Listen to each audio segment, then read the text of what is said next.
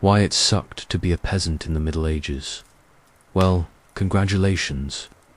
You've just woken up in the year 1350, somewhere in rural England, and you're not a knight, not a lord, not even a merchant with questionable hygiene standards. No, you're a peasant. And let me tell you something about being a peasant in medieval Europe. It's like being stuck in the world's worst survival reality show. Except there are no cameras, no prize money, and the only way to get voted off is to die, which, spoiler alert, you probably will before you turn 30. But before we dive deeper into this medieval nightmare, I want to hear from you.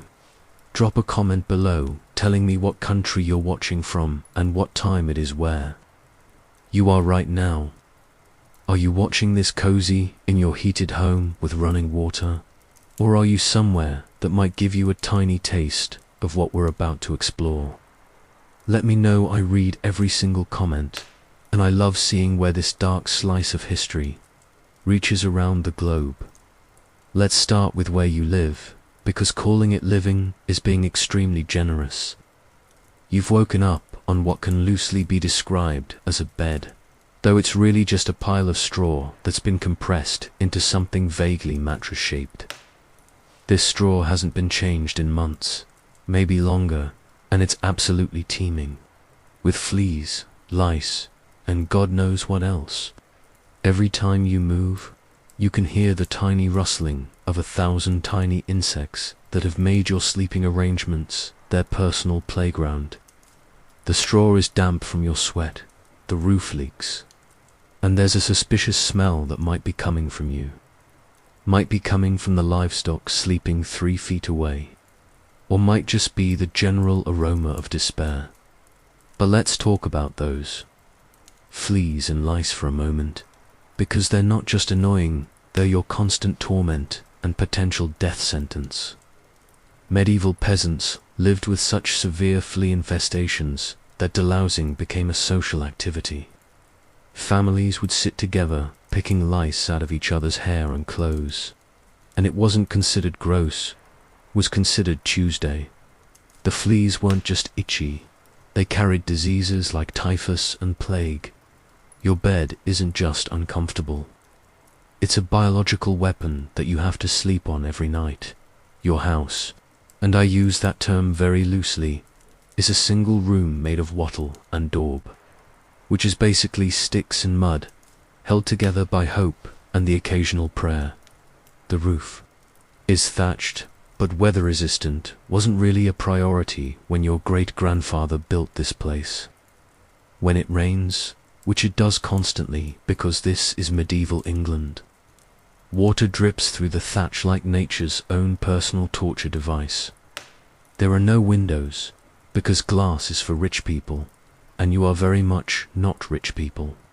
The only light comes from the door when it's open, or from the fire burning in the hearth at the center of the room. The walls themselves are about as sturdy as wet cardboard.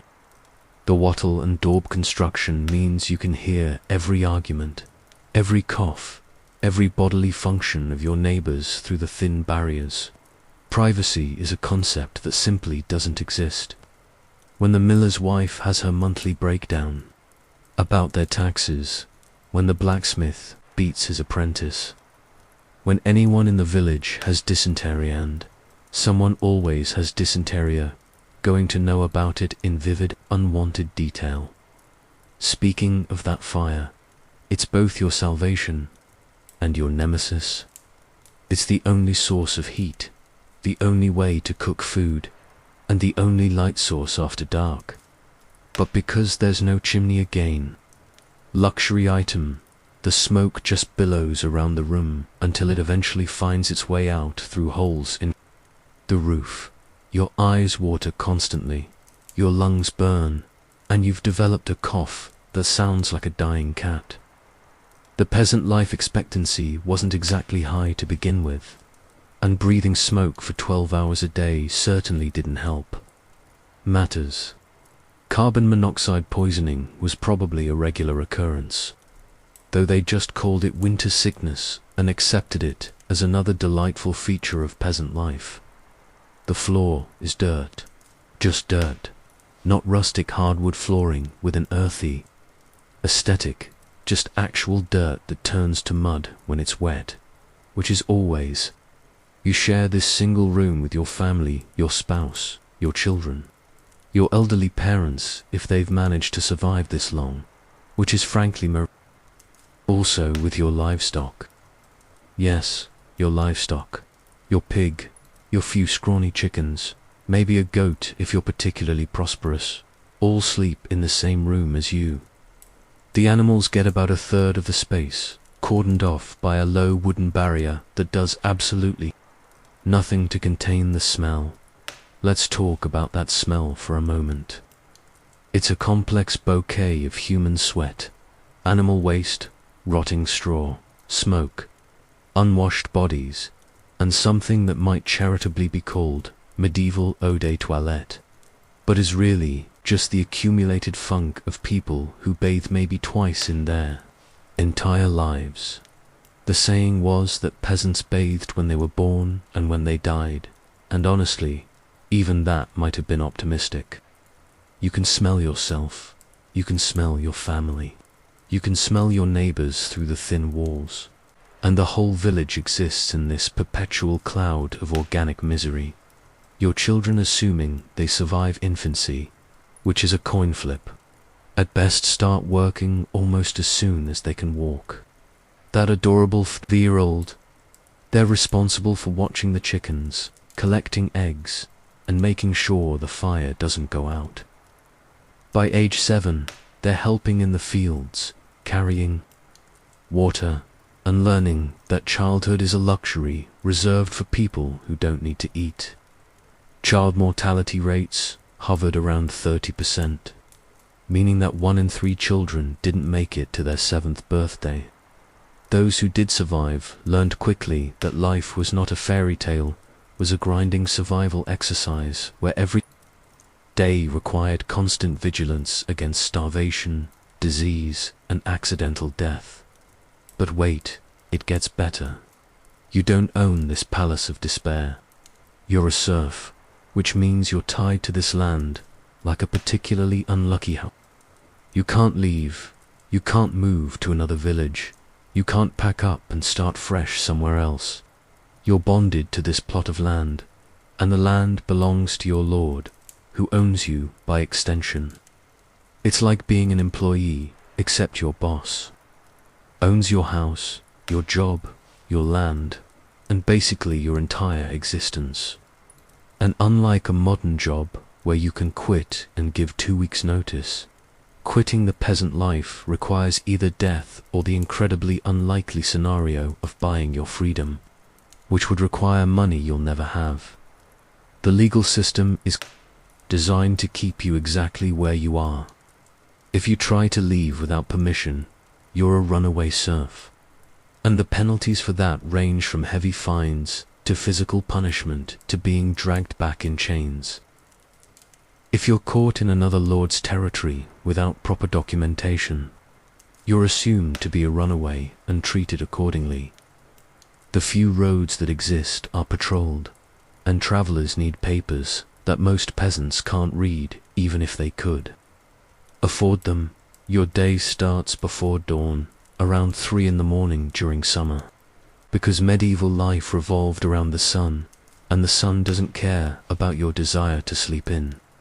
There's no alarm clock, just the ingrained terror of oversleeping and facing the consequences from your lord's bailiff, who has all the charm of a tax auditor with anger management issues. You drag yourself off your flea-infested straw bed, step over your pig, avoid stepping in whatever fresh horror the chickens have left on the floor, and prepare to face another day in paradise. The bailiff, by the way, is your personal nightmare in human form. He's the Lord's enforcer, the one who makes sure you're meeting your obligations, paying your taxes, and not getting any ideas above your station. He has the authority to fine you, evict you, or order physical punishment for infractions both real and imagined. He's usually a former peasant himself, who's clawed his way up to this position of minor authority, which makes him twice as brutal because he knows exactly how to make your life miserable in ways that only someone who's lived it would understand. The first order of business is checking on the animals, because they're probably worth more than you are. Your lord cares about livestock productivity reports, not your personal comfort. The pig needs feeding, the chickens need tending. And if you're lucky enough to have a cow, which most peasants won't, that cow needs milking. These animals are your insurance policy against starvation, which is always hovering about 3 missed meals away. But here's the thing about medieval livestock. They're as miserable as you are. Your pig is underfed, your chickens are scrawny, and that cow you're so lucky to have, she's probably half-starved, disease-ridden, and produces about a quarter of the milk that a modern cow would. Everything in your world is operating at subsistence level, including the animals that are supposed to keep you alive.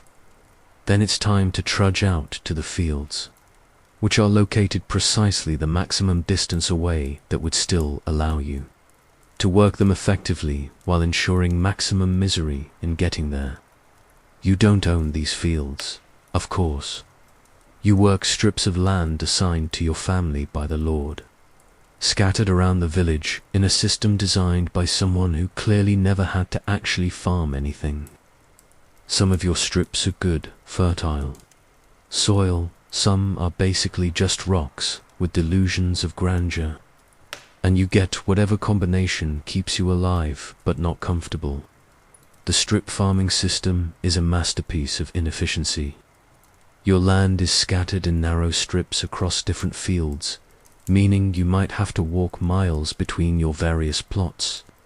This isn't accidental, it's designed to ensure that no peasant gets too much good land in one place, which might make them prosperous enough to get ideas about improving their situation. It also means that crop failures affect everyone equally, preventing any individual family from getting ahead. Your farming tools are about as sophisticated as what a caveman might use if the caveman had budget constraints. You've got a wooden plow that breaks constantly, a sickle for harvesting that's duller than your prospects for advancement, and maybe a scythe if you're part of the village's landed gentry of peasants. Everything is made of wood and iron that's been recycled more times than a medieval version of aluminum cans. When your plow breaks not, if when you fix it yourself or you don't eat, there's no customer service department for peasant farming equipment. The work itself is backbreaking in the most literal sense. Plowing means walking behind a reluctant ox or horse if you're lucky, or pulling the plow yourself if you're not, while the wooden blade scrapes through soil that hasn't been improved by centuries of agricultural science. You're bent over all day, your back screaming, your hands blistered and cracked, your feet bare because shoes are luxury items. Think your worst day at the office was bad. At least your office doesn't require you to manually drag farming equipment through mud while being rained on. The weather is your constant enemy. Medieval Europe was going through what historians call the Little Ice Age, which means winters were longer, summers were shorter, and growing seasons were unpredictable. A late frost could destroy your entire crop. Too much rain could rot your grain in the fields. Too little rain could leave you with a harvest that wouldn't feed a family of mice. And there's no weather forecast, no meteorology, no way to prepare for what's coming except to pray and hope for the best. But here's the beautiful part. This isn't just your job, it's your rent. You don't work the land and then go home to relax. You work your strips to feed yourself. And then you work the Lord's domain, his personal land, as payment for the privilege of existing on his property. It's called corvée labor, and it means that several days a week, you're basically working for free. Imagine if your landlord required you to come clean his house and tend his garden 3 days a week instead of paying rent in money. Now, imagine you have no choice in the matter and no legal recourse. Welcome to feudalism. The corvée labor is where things get really special. You might spend your Monday ploughing the Lord's fields, Tuesday harvesting his crops, Wednesday maintaining his roads, Thursday cleaning his fish ponds, and Friday doing whatever random manual labor project has caught his fancy, building fences, clearing forests, digging ditches, carrying stones, basically anything that requires a human back to break. You're volunteering whether you want to or not. And let's not forget the taxes. Oh, the taxes. You pay taxes to your Lord, taxes to the king, taxes to the church, taxes for using the Lord's mill to grind your grain, taxes for using his oven to bake your bread, taxes for getting married, taxes for inheriting anything, taxes for moving your livestock, taxes for existing. Medieval taxation was like if a modern government decided that every single activity in your life should generate revenue for someone else. Got caught picking up fallen branches in the Lord's forest. That's a fine. Want to marry someone from another village? Taxation. Want to grind your grain anywhere other than the Lord's mill where he takes a cut of your flour?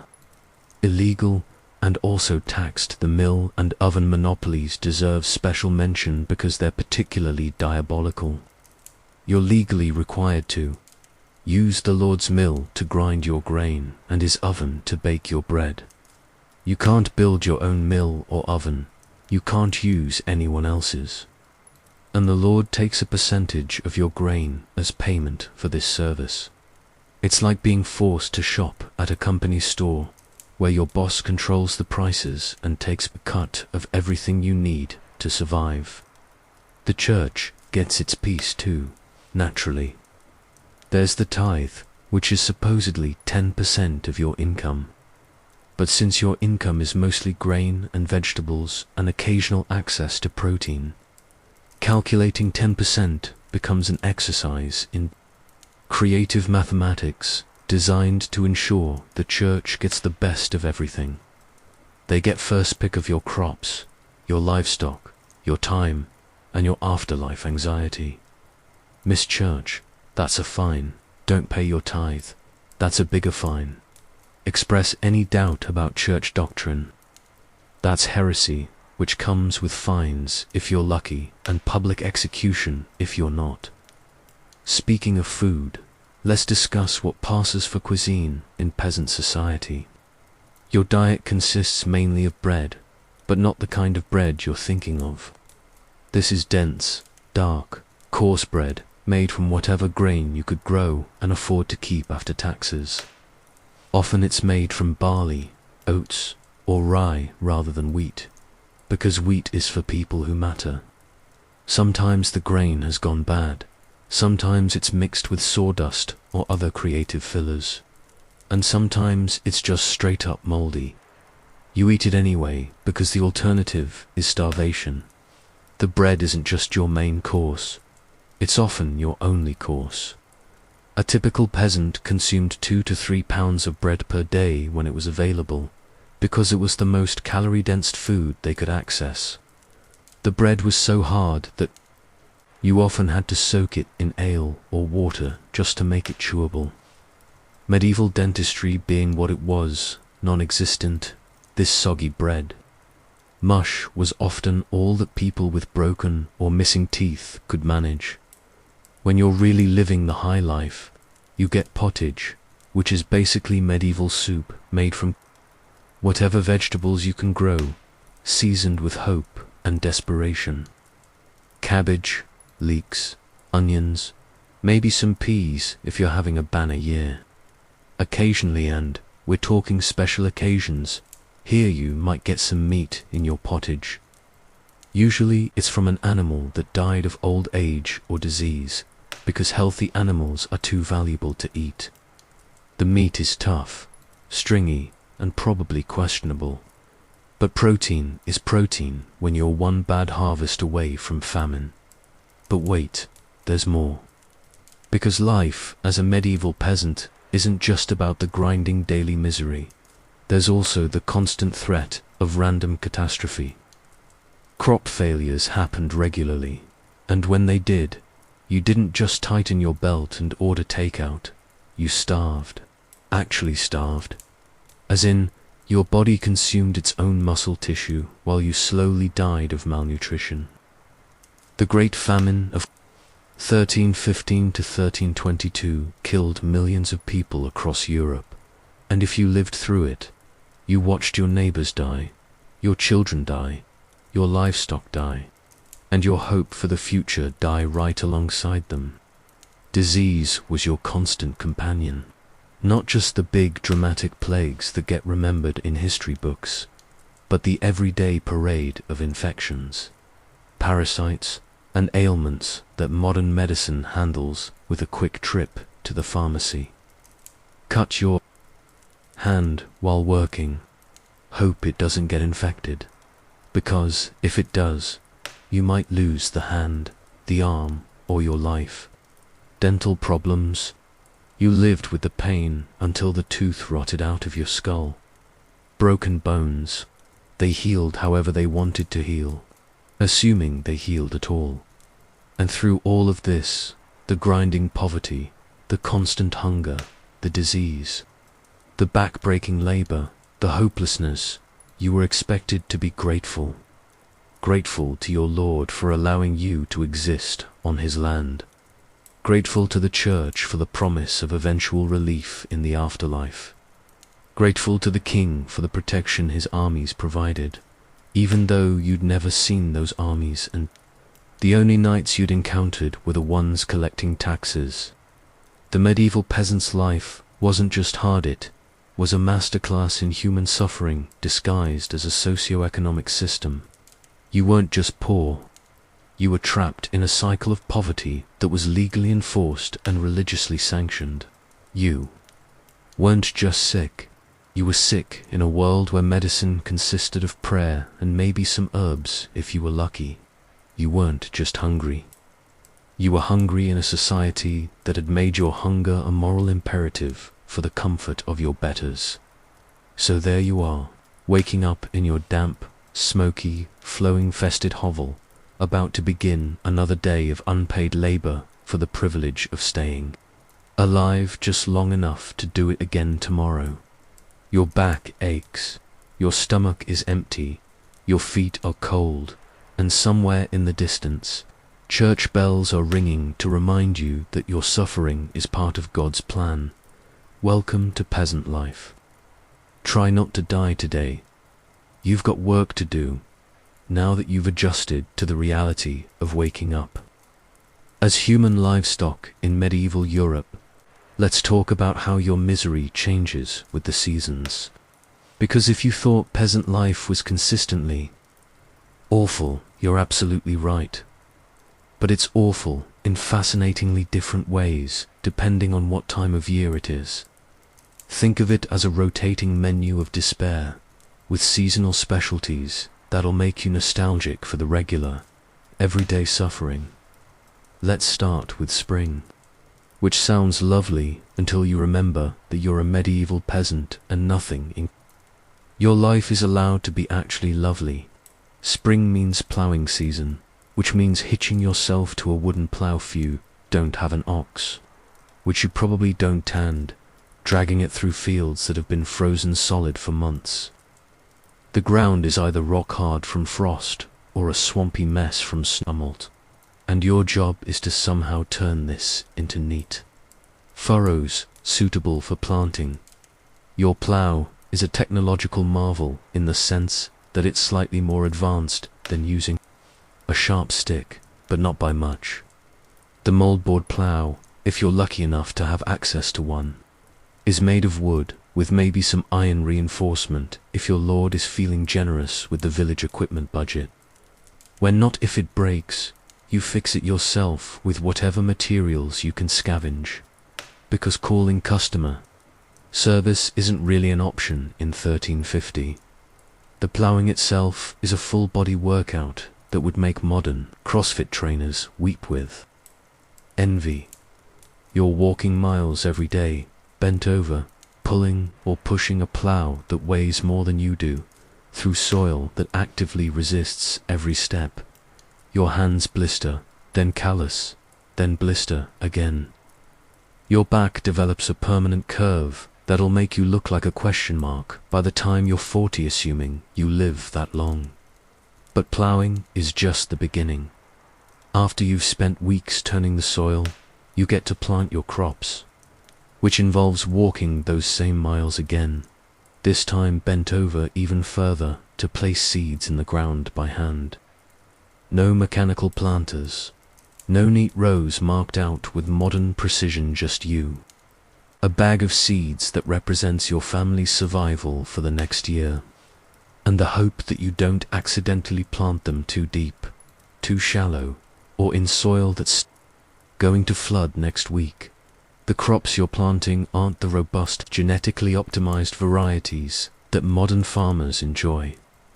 These are medieval grains that produce about a quarter of what modern wheat yields per acre, assuming everything goes perfectly, which it won't.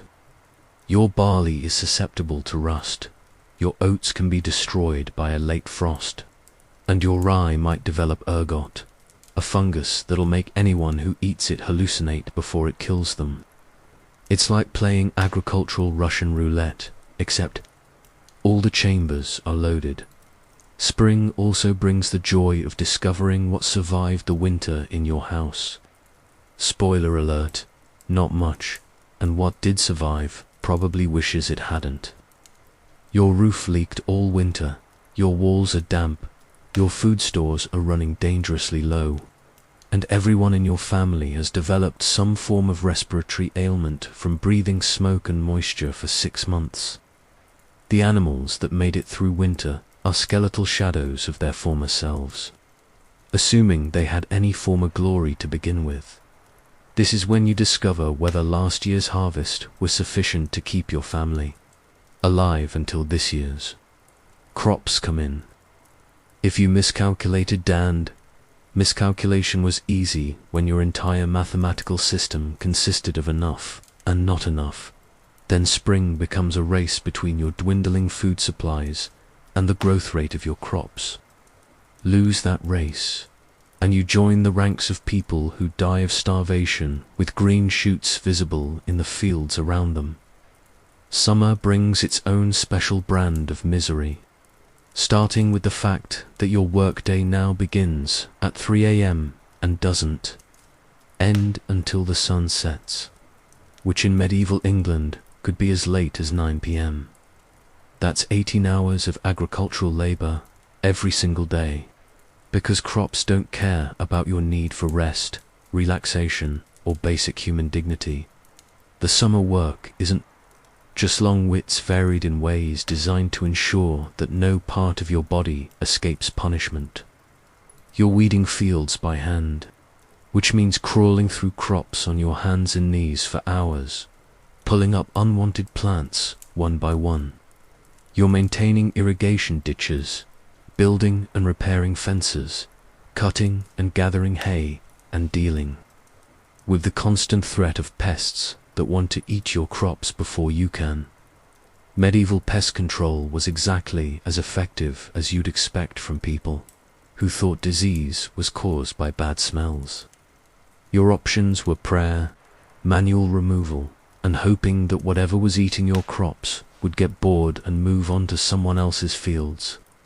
Locusts, caterpillars, birds, rodents, they all viewed your carefully tended crops as an all-you-can-eat buffer, and your job was to stand there with a stick and try to convince them otherwise. The heat of summer is particularly brutal when you're working in fields with no shade, wearing wool clothing that weighs 50 pounds when it's soaked with sweat, and drinking water that's probably contaminated. Heat exhaustion was common, heat stroke was deadly, and air conditioning was a concept that wouldn't be invented for another 600 years. You work until you collapse, Rest until you can stand, then work until you collapse again. But summer also brings harvest time, which sounds like it should be celebratory until you remember that harvesting medieval crops means cutting them down with hand tools, bundling them, carrying them to storage areas, and processing them all by hand. No combines, no mechanical threshers, no trucks to haul your grain to market. Just you, a sickle that's duller than a medieval peasant's, prospects for social advancement, and acres of grain that need to be cut before they rot in the fields. The pressure during harvest is incredible because timing is everything.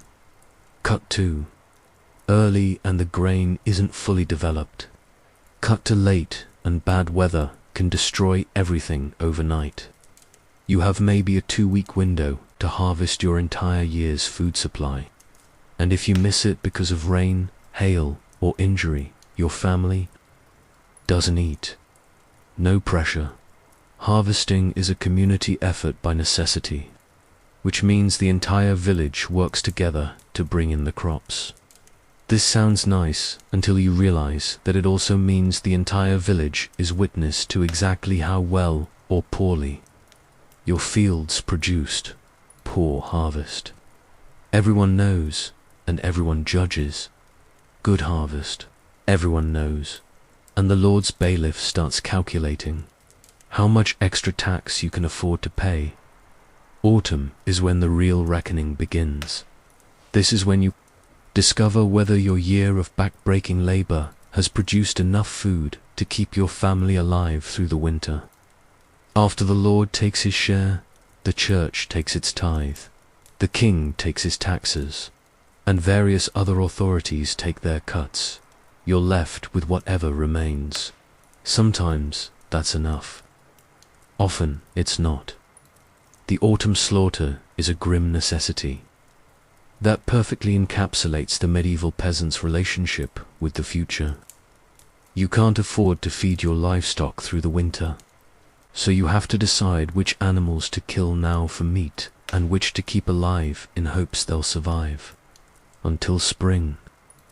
Guess wrong, and you either starve in winter or have no breeding stock for next year. It's like being forced to bet your family's survival on a coin flip. Preserving meat without refrigeration is an art form that medieval peasants had to master or die. Salt curing, smoking, and drying were your options, assuming you could afford salt, which was expensive enough that it was sometimes used as currency. Most of the meat you preserved tasted like leather and had the texture of wood chips, but preserved calories were still calories, and calories meant survival.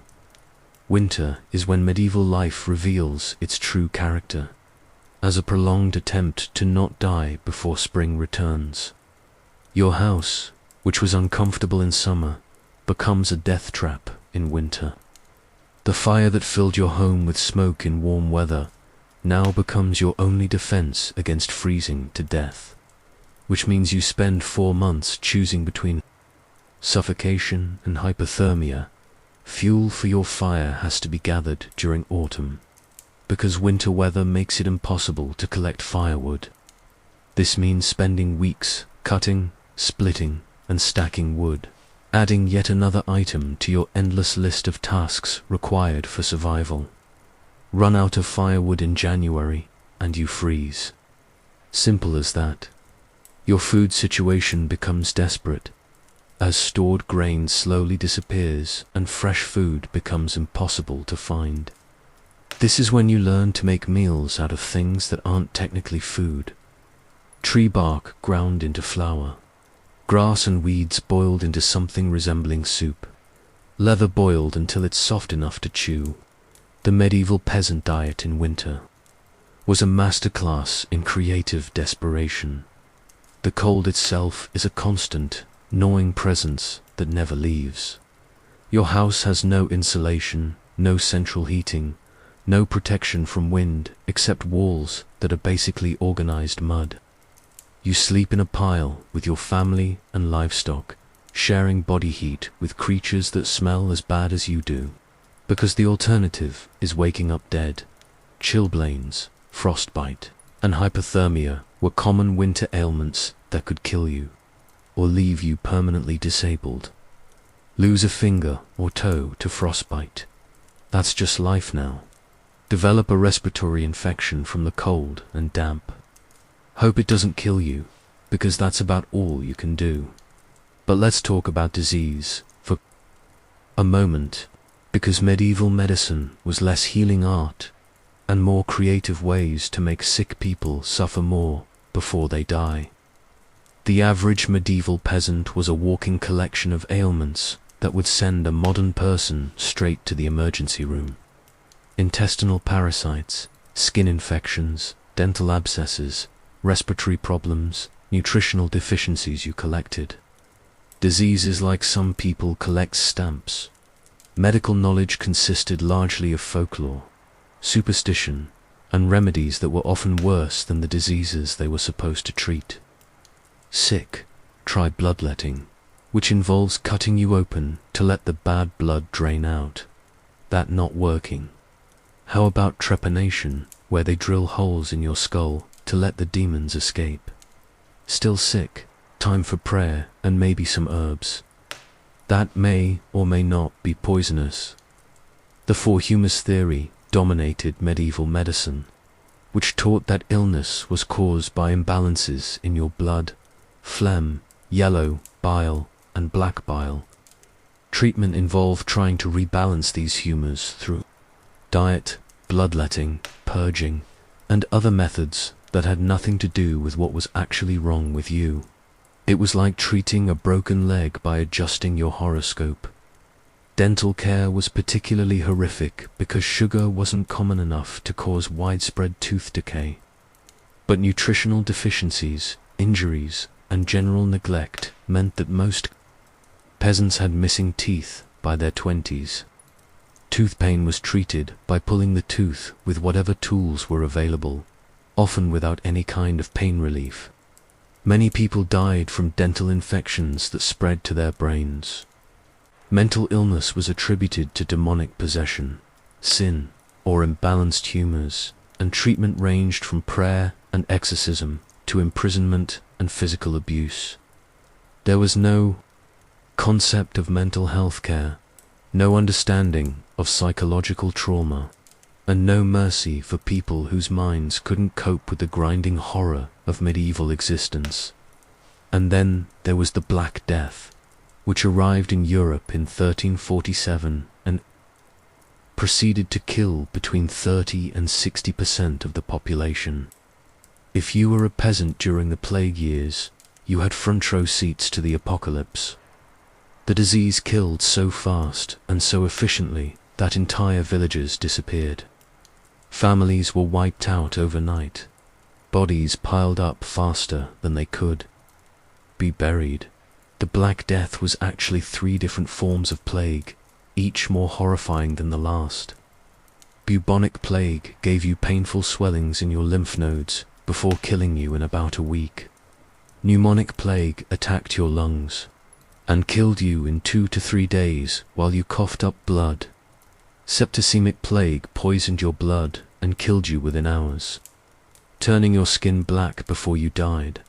As a peasant, you had no protection from the plague and no escape from it. The wealthy could flee to their country estates, but you were tied to your land and your lord's service. You watched your neighbors die, buried your family members, and went to work the next day because the crops still needed tending.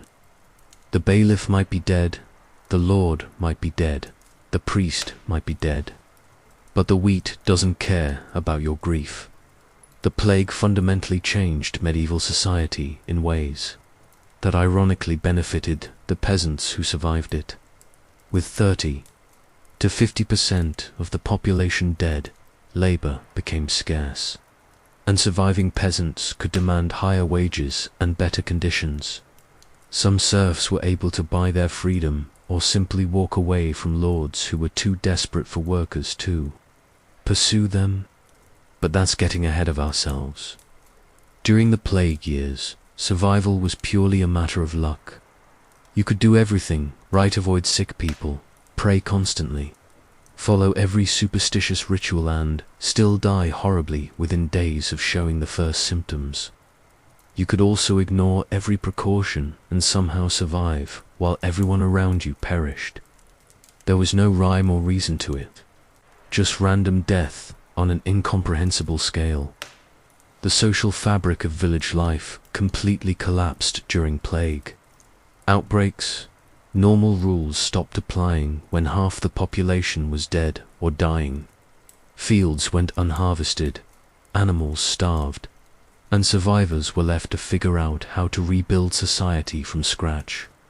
Some villages never recovered and were simply abandoned, becoming ghost towns that gradually returned to wilderness. Let's talk about the legal system, because being a peasant meant living under laws designed to keep you powerless and poor. You had almost no legal rights, no representation, and no appeal when you were wronged. The Lord's word was law, and the Lord's justice was whatever he decided it should be on any given day. Manor courts were where peasant legal matters were decided, and these courts were run by the Lord or his representatives. Accused of a crime, the Lord decides your guilt. Dispute with a neighbor, the Lord settles it. Want to appeal a decision? Appeal to the Lord. It's a system that would make a kangaroo court blush with embarrassment. Punishments for peasant crimes were designed to be public. Examples that would discourage others from getting ideas above their station. Theft could result in having your hand cut off. Adultery might earn you a public whipping. Speaking disrespectfully to your betters could get you locked in the stocks for days, where villagers would throw rotten food and human waste at you for entertainment. The concept of innocent until proven guilty didn't exist for peasants. If you were accused of something, the assumption was that you were probably guilty of something, even if it wasn't the thing you were accused of.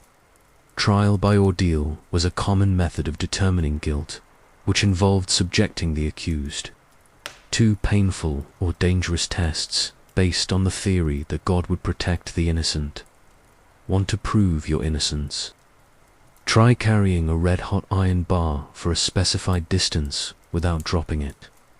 If your burns healed cleanly within 3 days, you were innocent. If they became infected, which they almost always did, you were guilty and faced additional punishment. It was a legal system based on magical thinking and divine intervention, which worked about as well as you'd expect. Religious obligations dominated every aspect of peasant life, not because medieval people were particularly devout, but because the church was the most powerful political and economic force in society.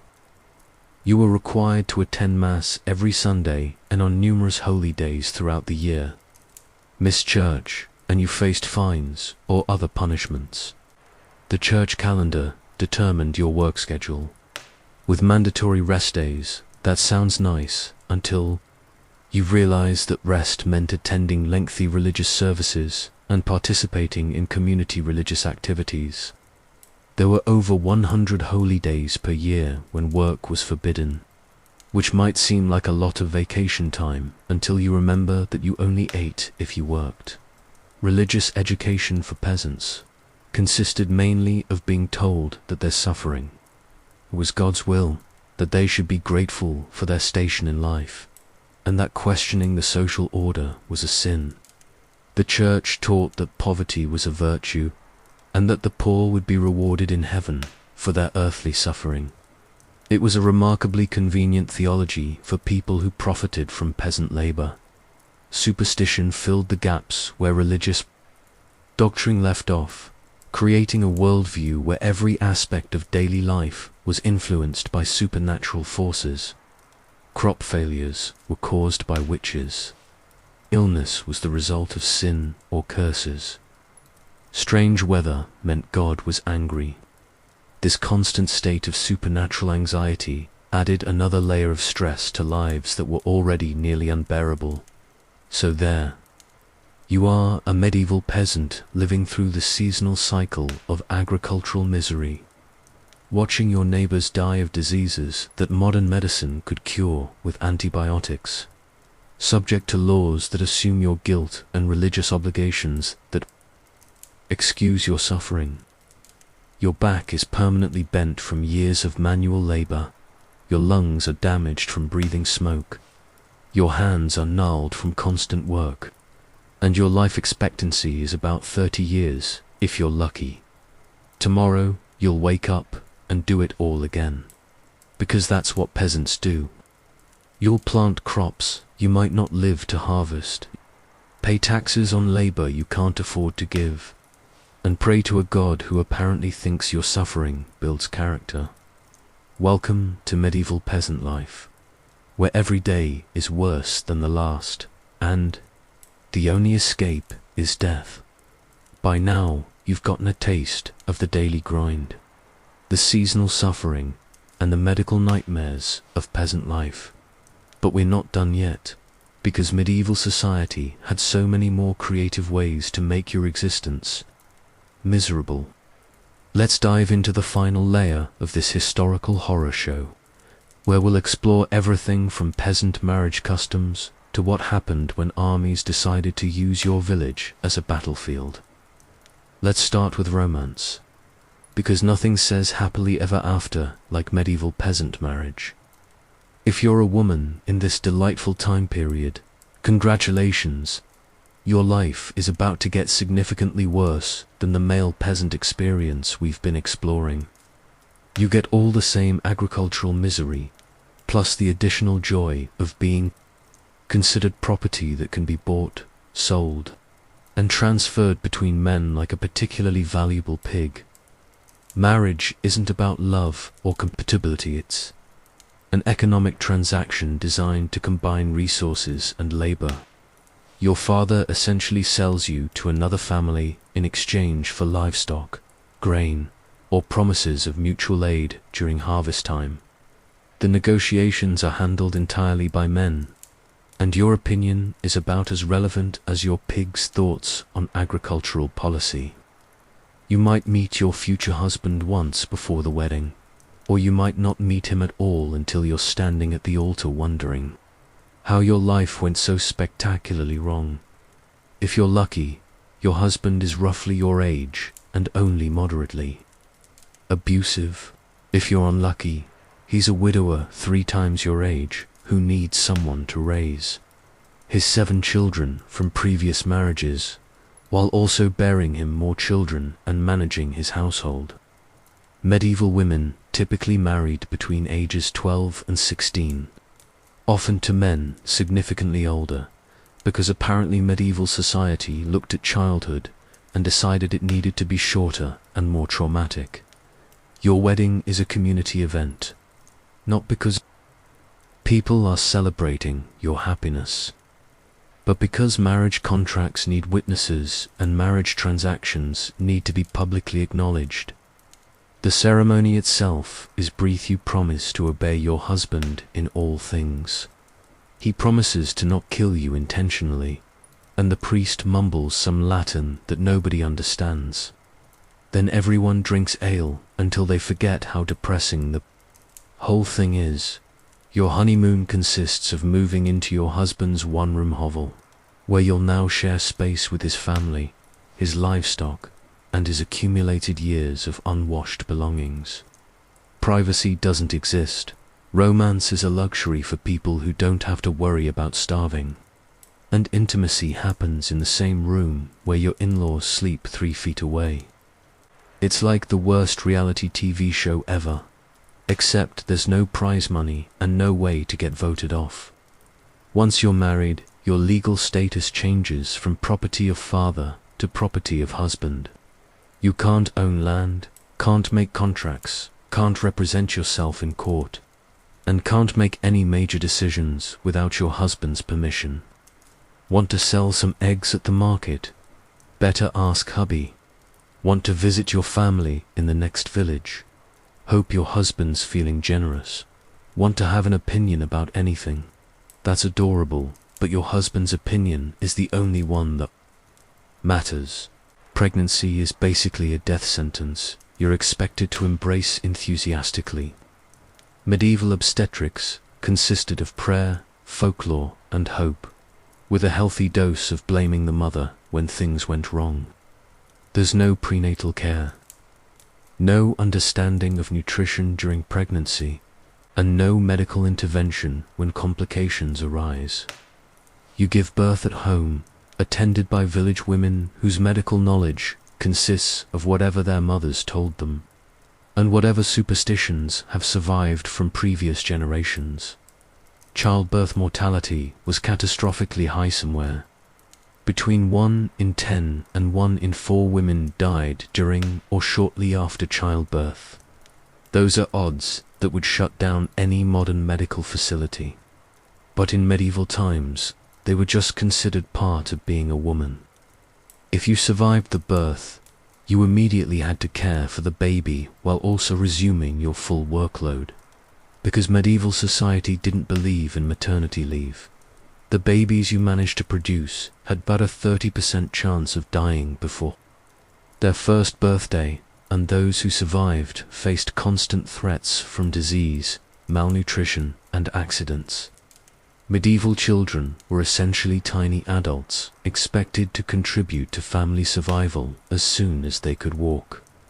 By age 5, they were working in the fields. By age 7, they were performing adult labor. By age 10, they were being prepared for marriage negotiations. Child-rearing in medieval peasant families was a community effort by necessity, but not in the heartwarming way modern people imagine. It was more like everyone's too busy trying not to starve to pay attention to individual children, so kids just fend for themselves until they're old enough to be useful.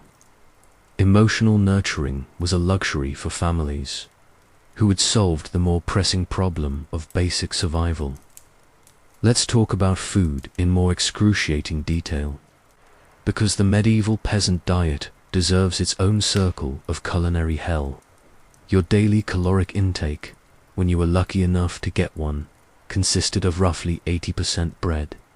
Not artisanal sourdough or anything resembling modern bread. This was dense, dark, coarse bread made from whatever grain didn't rot before. You could grind it. The bread-making process was an exercise in medieval bureaucracy designed to extract maximum profit from your basic need for carbohydrates. You couldn't just grind your grain at home, that was illegal. You had to take it to the Lord's mill, where the miller would take a significant portion as payment for grinding services.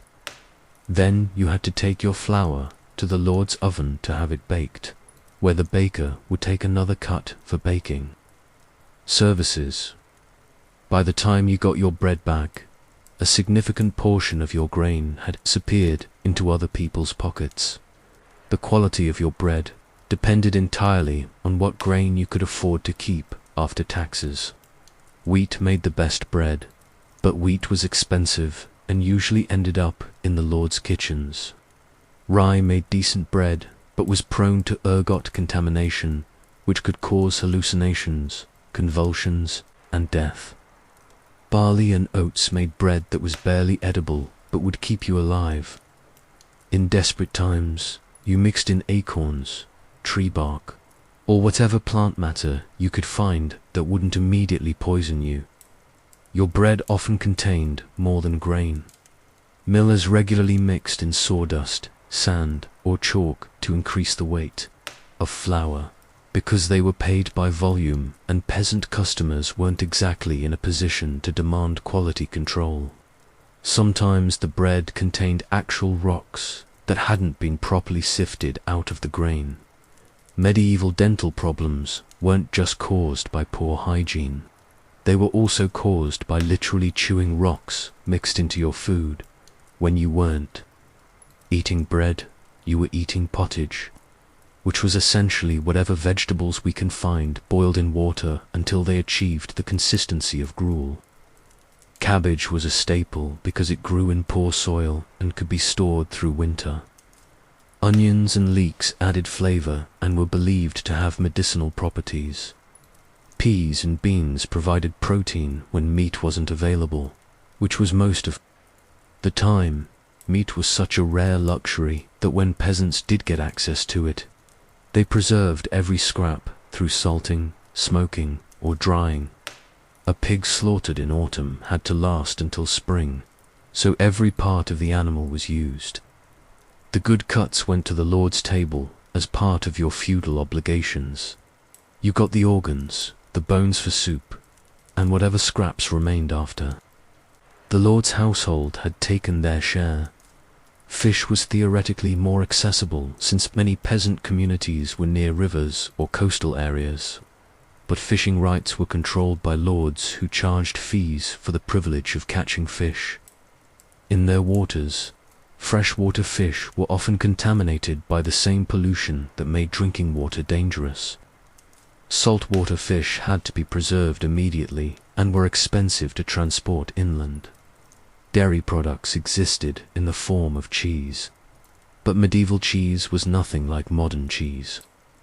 It was made from the milk of undernourished animals, processed without understanding of sanitation, and aged in conditions that would horrify modern food safety inspectors. The result was something that provided nutrition but tasted like death and had the texture of leather. Vegetables were seasonal luxuries that appeared briefly during growing months and then disappeared until the next year. There was no global trade bringing fresh produce from warmer climates, no greenhouses extending growing seasons, and no preservation methods that maintained nutritional value. Scurvy was common during winter months, when fresh food disappeared entirely. Spices were so expensive that they were literally worth their weight in gold. Salt was the only seasoning most peasants could afford, and even that was expensive enough that it was sometimes used as currency. Your food was bland, monotonous, and nutritionally inadequate, but it was food, and food meant another day of not being dead. Speaking of sanitation, let's discuss the medieval approach to waste management, which can be summarized as throw it wherever and hope for the best. Your toilet was a hole in the ground behind your house, shared with your neighbors, and probably located uncomfortably close to your well. The concept of sewage treatment didn't exist, so human waste simply accumulated until it either absorbed into the ground or was washed away by rain. Towns and villages were basically open sewers, where human and animal waste flowed through the streets. People emptied chamber pots out their windows with a cheerful guard as low to warn passers-by, though the warning was more of a courtesy than an effective safety measure. Waste meat, spoiled food, and garbage were thrown into the streets where pigs, dogs, and other scavengers competed to eat whatever was remotely edible. The smell was indescribable. Imagine the worst public restroom you've ever encountered. Multiply it by 1,000, add the aroma of rotting food and unwashed bodies. Then imagine living in that smell every day for your entire life. Medieval people didn't notice it because they'd never experienced anything else. But the stench would probably knock a modern person unconscious. Personal hygiene was limited by access to clean water, soap, and privacy, none of which were readily available to peasants. Bathing was infrequent because it required heating large amounts of water over a fire, which used precious fuel and took time away from more essential survival activities. When peasants did bathe, it was often a community activity where multiple family members used the same water in order of social importance. Soap was a luxury item made from animal fat and ash, expensive enough that most peasants couldn't afford it regularly. Instead, they used sand, rough cloth, or just cold water to remove the most obvious dirt from their bodies. Deodorant didn't exist, toothbrushes didn't exist, and the concept of daily hygiene didn't exist. Everyone smelled terrible, so no one was particularly offended by anyone else's smell.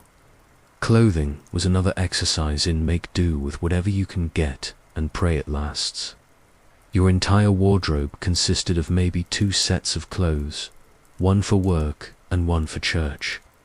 Both were made of coarse wool or linen that had been woven by hand, probably by you during the winter months when outdoor work was impossible. Your work clothes were patched, repatched, and patched again until there was more patch than original fabric.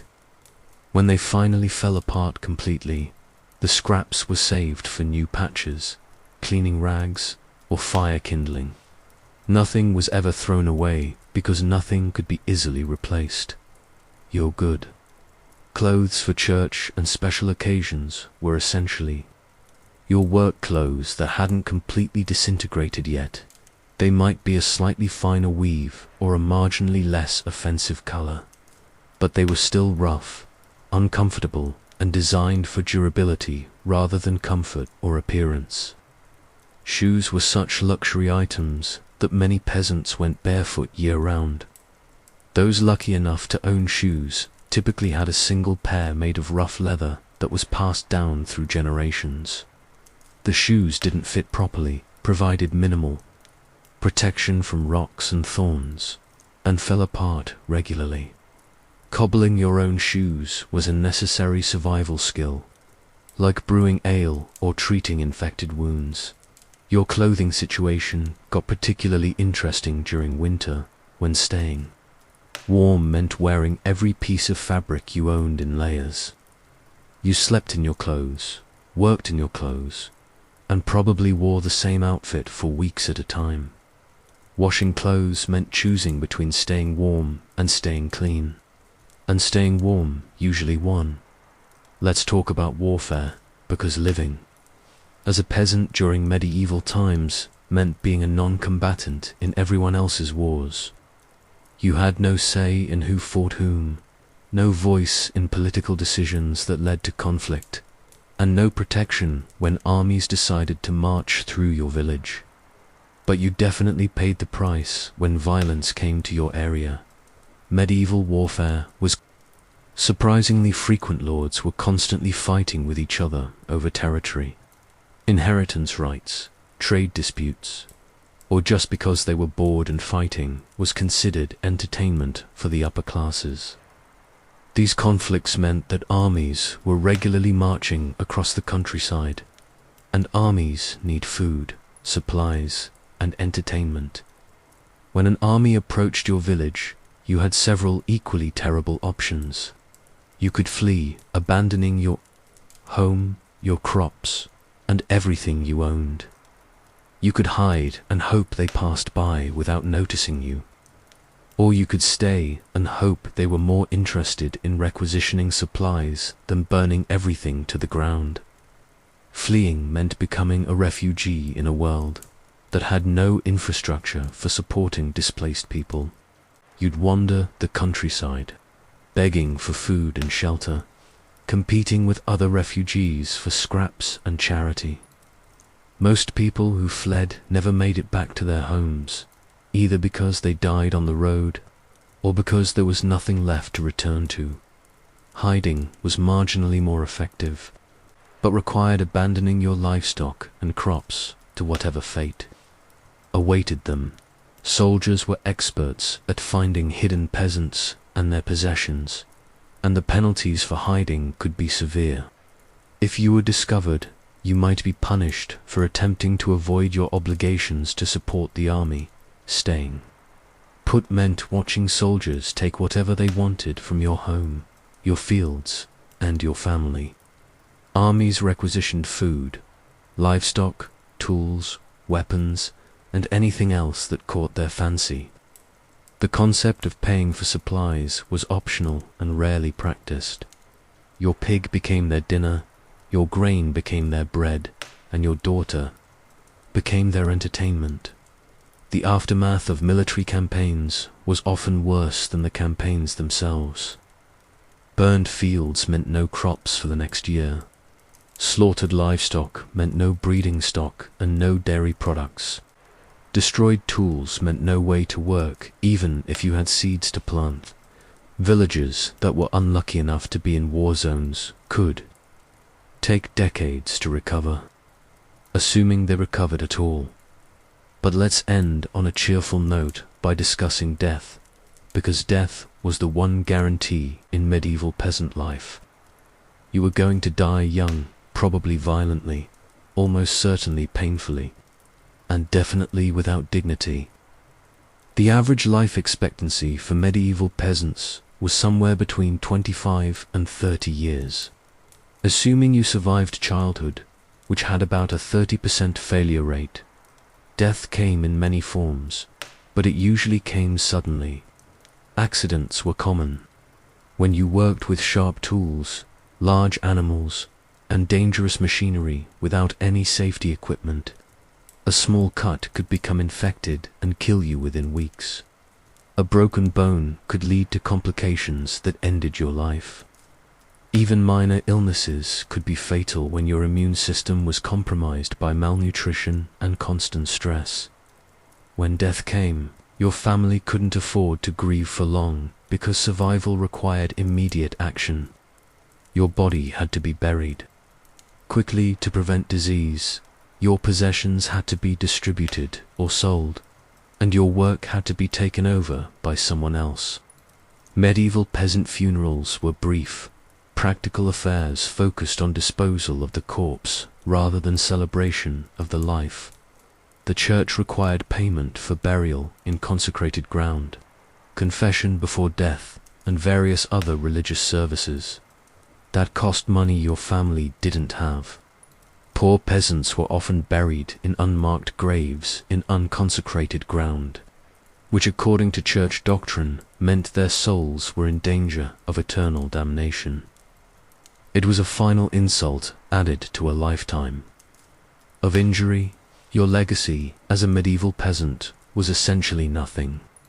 You left no written records, no artistic achievements, no lasting contributions to society. Your children inherited your debts, your obligations to the Lord, and your social status as human livestock. The cycle continued with the next generation, who would live the same life of grinding poverty and early death that you had experienced. But here's the thing that makes the medieval peasant experience even more tragic. It was completely unnecessary. The technology existed to make life better. Watermills could have been used for more than just grinding grain. Agricultural techniques could have been improved. Medical knowledge could have been shared and developed. But the social system was designed to keep peasants poor, ignorant, and powerless because their suffering was profitable for everyone above them in the hierarchy. The lords needed peasant labor to maintain their lifestyle. The church needed peasant tithes to fund their political power. The king needed peasant taxes to finance his wars. Everyone had an incentive to keep the system exactly as it was, and peasants had no power to change anything even if they could. Imagine a better world. So there you have it. Life as a medieval peasant was a masterpiece of human misery, a carefully constructed system designed to extract maximum suffering from the people least able to defend themselves. You worked harder than any modern person can imagine, lived in conditions that would violate every modern housing code, ate food that would be rejected by contemporary prison systems, and died young after a life of unrelenting hardship. The next time you complain about your job, your commute, your housing situation, or your dinner options, remember the medieval peasant. Remember the person who woke up every day knowing that today would be exactly as awful as yesterday, who had no hope for improvement and no choice but to continue suffering until death provided the only available escape. At least you have weekends. At least you have antibiotics. At least you have the option to quit your job, move to a different city, or change your circumstances. The medieval peasant had none of these luxuries. They had only the grinding certainty that tomorrow would bring. More of the same misery that defined every day of their brief, brutal lives. Welcome to the Middle Ages, where life was nasty, brutish, and short, and being a peasant meant experiencing the absolute worst that human civilization had to offer. Sweet dreams.